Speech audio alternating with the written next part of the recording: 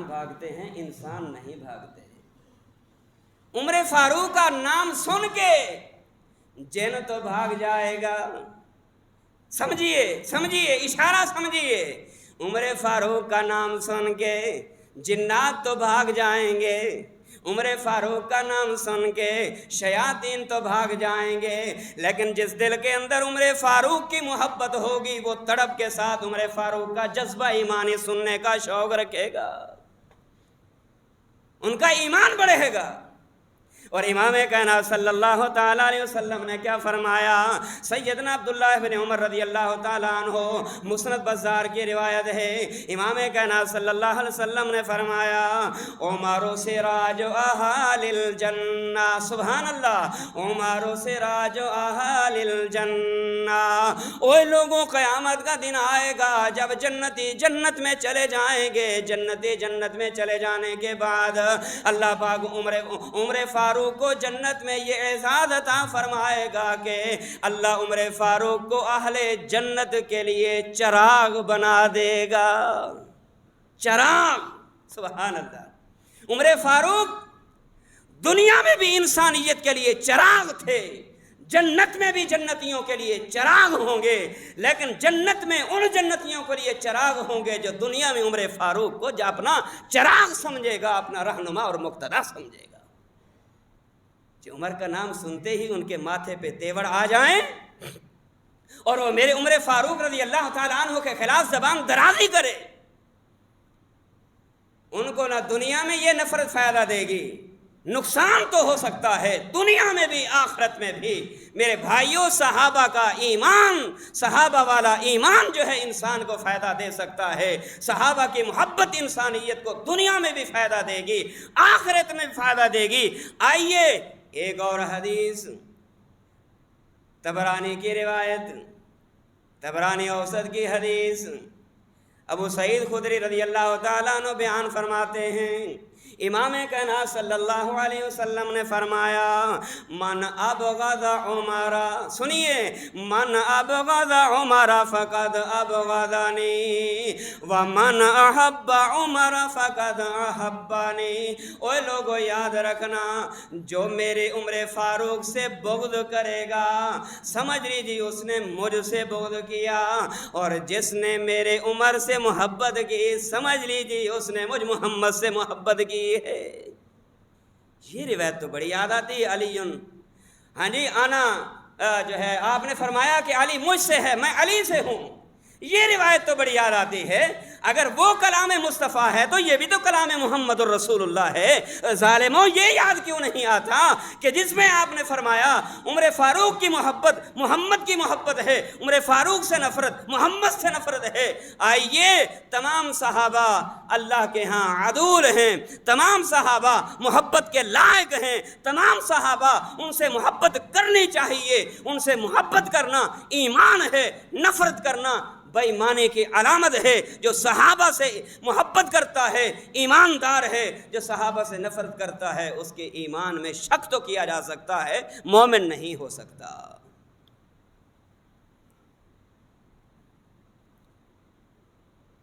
امام کائنات صلی اللہ علیہ وسلم نے کیا فرمایا؟ آپ نے فرمایا یا ابن الخطاب والذی نفسی بیدہ، وہ خطاب کے بیٹے عمر رضی اللہ تعالی عنہ، قسم ہے اس ذات کی جس ذات کے ہاتھ میں مجھ محمد کی جان ہے صلی اللہ علیہ وسلم، کیا فرمایا؟ مالک یک شیطان سالکن فجن قطو الا سلک فجن غیر فج کا۔ آپ نے فرمایا عمر، جس راستے سے تو آتا ہے نا، جس گلی سے تو آ رہا ہوتا ہے اس گلی سے شیطان راستہ چھوڑ کے دوسرا راستہ بدل لیتا ہے۔ اس کا مطلب کیا ہے؟ عمر کا راستہ اور ہے، شیطان کا راستہ اور ہے، عمر کو ماننے والوں کا راستہ اور ہے، اور عمر سے نفرت کرنے والوں کا راستہ اور ہے۔ جو عمر کا راستہ ہے وہ ان کا نہیں، جو ان کا ہے وہ عمر کا نہیں۔ امام کائنات صلی اللہ تعالی علیہ وسلم کا یہ فرمان عالی شان ہے، اور یہ وہ خوش نصیب انسان جن کو اللہ نے دنیا میں جنت کی بشارت سنا دی۔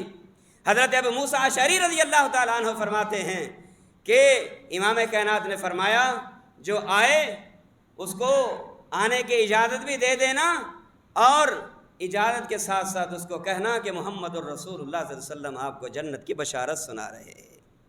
جب آئے عمر فاروق رضی اللہ تعالیٰ عنہ اندر جانے کی اجازت مانگی، حضرت ابو موسیٰ فرماتے ہیں میں نے جا کر عرض کیا محبوب عمر آئے ہیں، فرمایا عمر کو آنے بھی دے دیجئے اور عمر کو بتا دیجئے اللہ عمر کو جنت کی بشارت بھی دے رہا ہے۔ سبحان اللہ۔ اس کا معنی یہ ہے سب سے پہلے ابوبکر صدیق آئے، جنت کی بشارت ملی، پھر عمر فاروق آئے، جنت کی بشارت ملی، پھر عثمان غنی آئے، جنت کی بشارت ملی۔ لوگوں صحیح بخاری کی یہ حدیث ہے جس سے یہ پتہ چلتا ہے امام کائنات کے بعد دنیا میں اگر کوئی خلیفہ بلا فصل ہونے کا حق رکھے گا ابوبکر صدیق ہوں گے، ان کے بعد اگر کوئی خلافت کا حق رکھے گا دوسرے نمبر پہ عمر فاروق ہوں گے، عمر فاروق کے بعد اگر خلافت راستہ کا کوئی حق رکھے گا عثمان غنی ہوں گے، اور پھر اس کے بعد اس سے یہ بھی ثابت ہوا امام کائنات صلی اللہ تعالی وسلم کے دنیا کے جانے کے بعد سب سے پہلے آپ کے ساتھ سونے والا ابو بکر ہوگا، اور آپ کے دوسری سائڈ پہ سونے والے عمر فاروق ہوں گے، اور آپ کے سامنے سونے والے حضرت عثمان غنی ہوں گے۔ آج آپ دیکھیں روضہ رسول میں محمد الرسول اللہ صلی اللہ علیہ وسلم بھی مدفون ہیں، آپ کی ایک جانب ابو بکر صدیق ہیں، دوسری جانب حضرت عمر فاروق ہیں، اور بقیع قبرستان میں آپ دیکھیں تو سامنے حضرت عثمان غنی ہیں رضی اللہ تعالیٰ عنہ۔ یہ وہ روایت تھی جو میں نے مختصر آپ کے سامنے بیان کی ہے۔ خلاصہ کلام یہ ہے، آپ کنویں پہ تشریف فرما ہیں، آپ بیٹھے ہیں، آئے حضرت ابوبکر صدیق آپ کی دائیں جانب بیٹھ گئے، پھر حضرت عمر فاروق آئے بائیں جانب بیٹھ گئے، حضرت عثمان آئے سامنے بیٹھ گئے۔ یہ دلیل ہے اس بات کی کہ آپ کے بعد آپ کے ساتھ سونے والا دائیں جانب ابوبکر صدیق ہے، بائیں جانب عمر فاروق ہے، اور سامنے لیٹنے والا عثمان غنی ہے رضی اللہ تعالی عنہ۔ اور میرے بھائیوں اس میں جھگڑے کی کیا بات ہے، اختلاف کی کیا بات ہے؟ حضرت ابوبکر صدیق اگر خلیفہ بنے زبان نبوت سے ان کو یہ بشارت مل چکی تھی، اور اگر حضرت عمر فاروق خلیفہ بنے زبان نبوت سے انتخاب ہو چکا تھا، اگر حضرت عثمان غنی خلیفہ بنے زبان نبوت سے انتخاب ہو چکا تھا، حضرت علی مرتضیٰ رضی اللہ تعالیٰ عنہ خلیفہ بنے تو ان کا انتخاب بھی زبان نبوت سے ہو چکا تھا۔ جھگڑا کس چیز کا ہے؟ بالآخر وہ وقت آ گیا کہ حضرت عمر فاروق رضی اللہ تعالیٰ عنہ اکثر و بیشتر دعا کیا کرتے تھے۔ وہ دعا کیا کیا کرتے تھے؟ فرمایا کرتے تھے اللہ میں تجھ سے دعا کرتا ہوں میرا مرنا بھی محمد کے شہر میں ہو، میرا جینا بھی محمد کے شہر میں ہو۔ سبحان اللہ۔ اب جیتے بھی پیارے پیغمبر کے شہر میں، موت بھی پیارے پیغمبر کے شہر میں آئی۔ کیسے؟